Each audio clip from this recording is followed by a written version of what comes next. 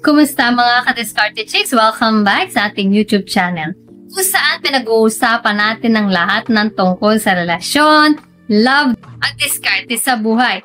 Ngayong araw ay sasagutin natin itong request topic mula sa ating viewers.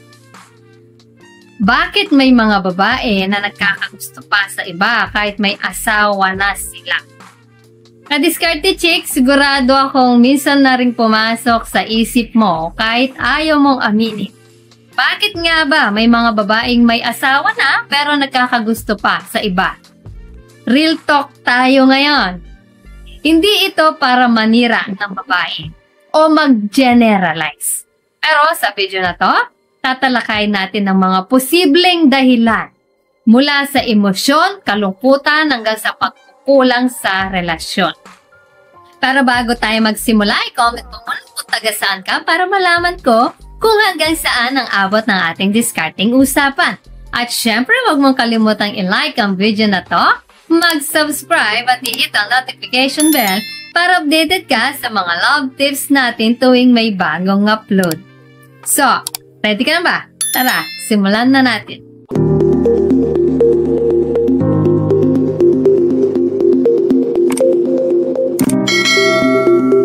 Number 1, emotional na kakulangan. Minsan kahit present ang asawa, parang emotionally absent naman. Hindi na sweet, walang lambing, parang border na lang sa bahay. At sa panahon ngayon, isang simpleng kumusta ka mula sa ibang lalaki, pwedeng maging spark ng atensyon na matagal nang inaasa. So number 2, hinahanap ang dating kilig.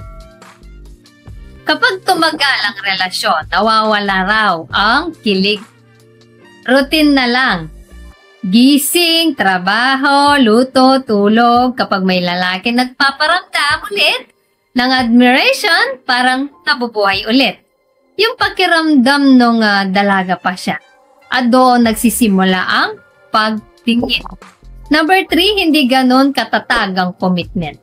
Hindi lahat ng babaeng may asawa ay fully committed emotional. May iba pinilit lang magpakasal dahil nabuntis o dahil pressure ng pamilya. Kapag may unresolved issues sa loob, mas madali silang maakit sa iba.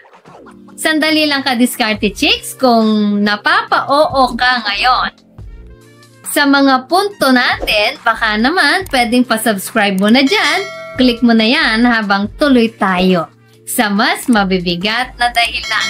Sa number 4, validation at attention. Aminin man natin o hindi, lahat tayo gusto ng validation. Kapag hindi na nararamdaman ng babae na maganda siya sa paningin ng asawa at may ibang lalaki na napapansin siya, pwedeng doon siya maghanap ng kumpiyansa sa sarili. So number 5, pagkaganti o revenge attraction. Ito yung masakit. May mga babae na nagkakagusto sa iba bilang ganti dahil naranasan nila ang pagtataksil o pagpapabaya ng asawa.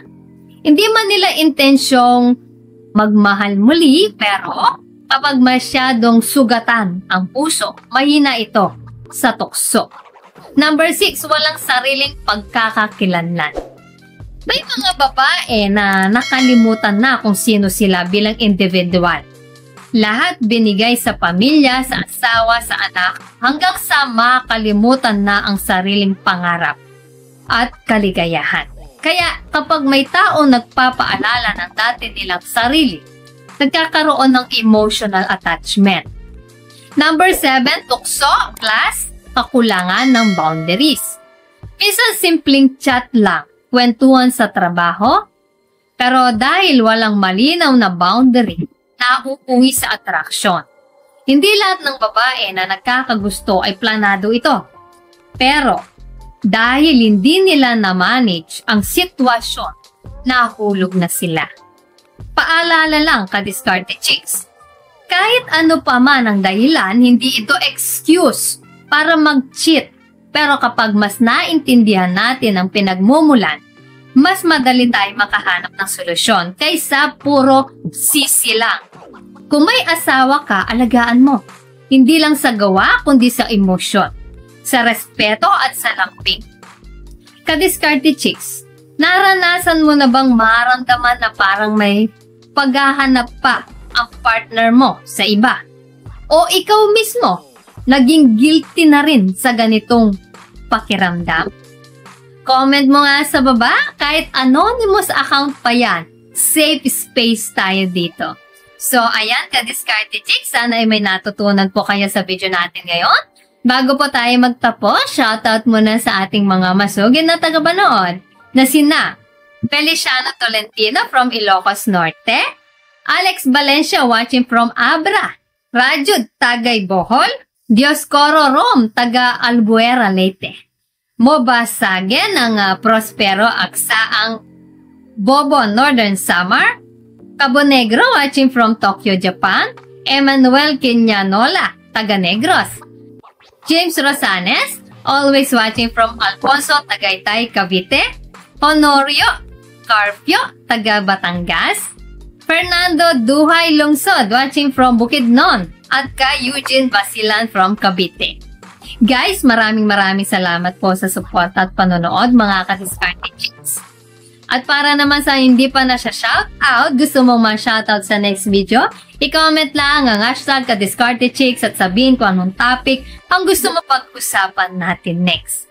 Kung nagustuhan mo ang video na ito, ay huwag kalimutang mag-like, mag-subscribe, at i-share ito. Comment down below kung alin sa mga tips na to ang na-experience mo na. So guys, this is Diskarte Chicks, your love mentor na laging nandito para sa mga diskarteng pag-ibig. Kita-kits sa next video. Maraming salamat sa panonood. Ingat kayo palagi. Let's spread